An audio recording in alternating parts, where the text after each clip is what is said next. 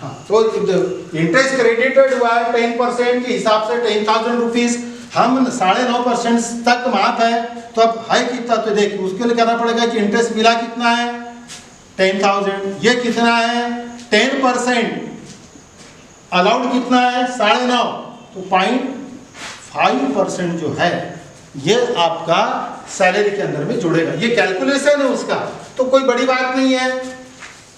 10% 10,000 रुपए, तो 1% 1,000 रुपए, तो 0.5% 500 रुपए। ये मेरा सिंपल कैलकुलेशन है, but you use your calculator, और इस कैलकुलेशन से जाइए, इसको परसेंटेज को इग्नोर करने का। यहाँ पर 10,000 बराबर 10%, तो 0.5 इज इक्वल टू कितना सर, 0.5 से मल्टीप्लाई क्यों किए, क्योंकि देखिए interest on RPF more than 9.5%, 9.5 से जो ज्यादा रहेगा, मिला कितना 10%, माफ कितना है 9.5, तो ज्यादा कितना 0.5, तो 0.5 कितना, 10,000 बराबर कितने परसेंट 10%, तो 10,000 भागी 10 बराबर 1% आ गया, 1% बराबर 1,000, तो 0.5 यानी 1 का आधा बराबर 500।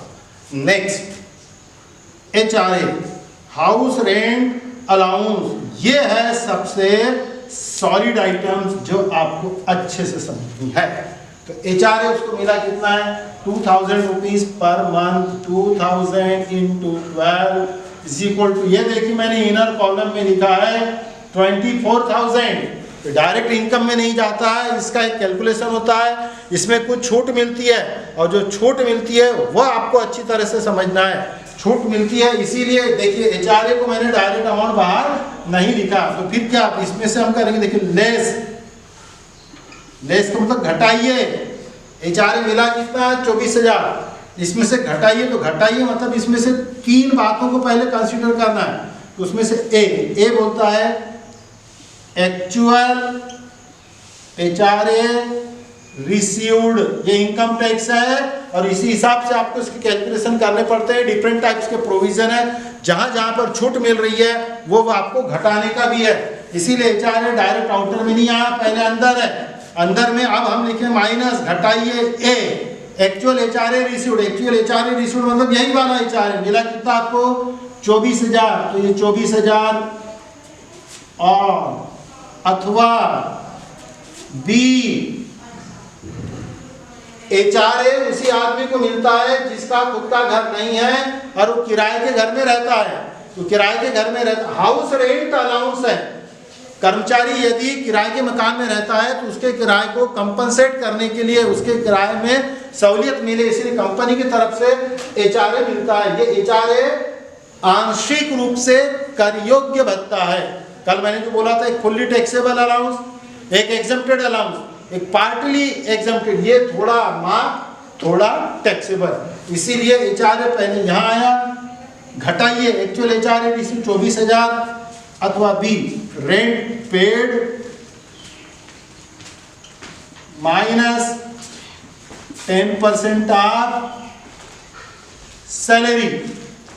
रेंट पेड तो ये प्रॉब्लम में लिख के आता है, देखिए rent paid by mister Ramesh at the rate of 2,500 रुपए पर मंथ। 2,500 रुपए पर मंथ का मतलब हो गया 12 महीने का कितना हो गया, 12 24 और 12 पंचे 60, 30,000 रुपए, ये 30,000 रुपए माइनस सैलरी के 10%। सैलरी कितनी, तो जिस तरह से पीएफ के लिए सैलरी कंसीडर हुई थी, सेम रूल यहां पर भी है। यहां पर सिंपल प्रॉब्लम है, तो 3 लाख के 10% इज इक्वल टू 30,000, ठीक है।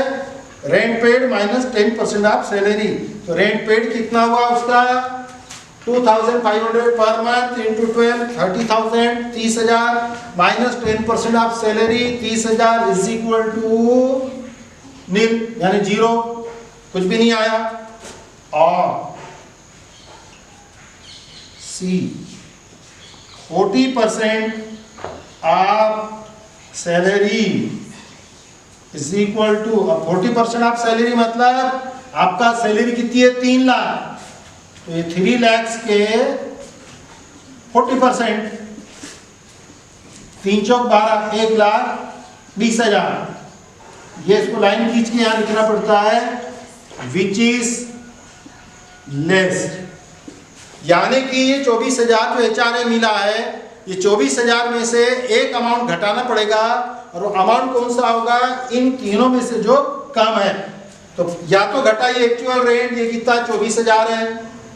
सेकंड वाला आइटम 0 है, नील का मतलब ही 0 है, और ये हो गया 1,20,000।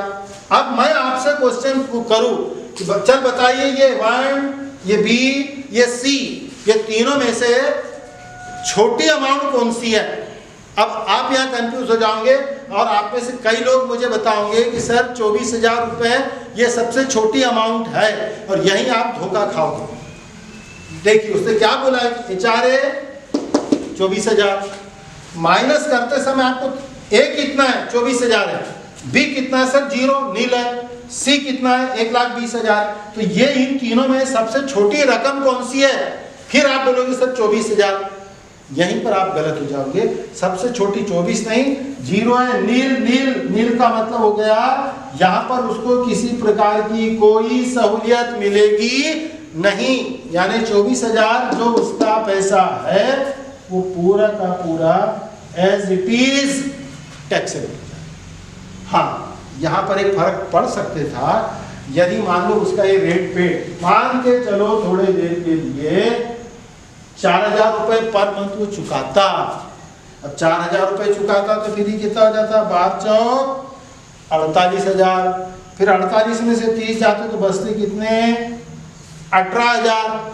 ऐसी कंडीशन में ये 24, ये 21, ये 18, कम कौन सा 18, तो फिर 18 माइनस होता 6,000 रुपए बाहर आते। लेकिन यहाँ पर चूंकि रेट पेड उसका 48 नहीं है, 30,000 है, तो 30 में से 30 गए तो 0। तो जैसा मैंने 18 के समय तुमने तीनों अमाउंट को कंसीडर किया, 18 छोटा था तो 18 लिखा, यहाँ छोटा कौन सा, 0। ये एक प्रकार का अमाउंट है, नील का मतलब है यहाँ पर उसको डिडक्शन मिलेगा नहीं, और ये डिडक्शन नहीं मिला तो अब ये 24,000 जैसे कि वैसे बाहर आ गए। अब कुछ नहीं, ये सब चीज की आपको टोटल कर लेनी है, और जो टोटल होगी वो होगी उसकी इनकम फ्रॉम सैलरी। तो आज का मेरा जो गणित था आपको समझाने का पर्पस जो मेरा था वो एक तो ये था कि एम्प्लॉयर कंट्रीब्यूशन टू आरपीएफ कैसे निकालते हैं, इसका रूल बताओ, ये मैंने बताया है। इंटरेस्ट क्रेडिट यदि होता है तो 9.5 से ज्यादा का इंटरेस्ट कैसे निकालना, ये इसका मैंने रूल बता दिया। और HRA यदि आता है तो उसका कैलकुलेशन डायरेक्ट बाहर ना लिखते हुए पहले अंदर लिखना पड़ता है, और ये उसके 3 रूल्स है जो आपको ऑब्जेक्टिव में भी पूछ सकता है। बड़ा गणित आपको बनाने के लिए आ नहीं रहा है परीक्षा में, ये तय है, लेकिन आपको ये रूल्स याद होने चाहिए। हो आप कुछ तो समझे होंगे, बाकी के जो अगले अलाउंसेस है वो अगले वीडियो लेक्चर्स में लेके आएंगे। Thank you.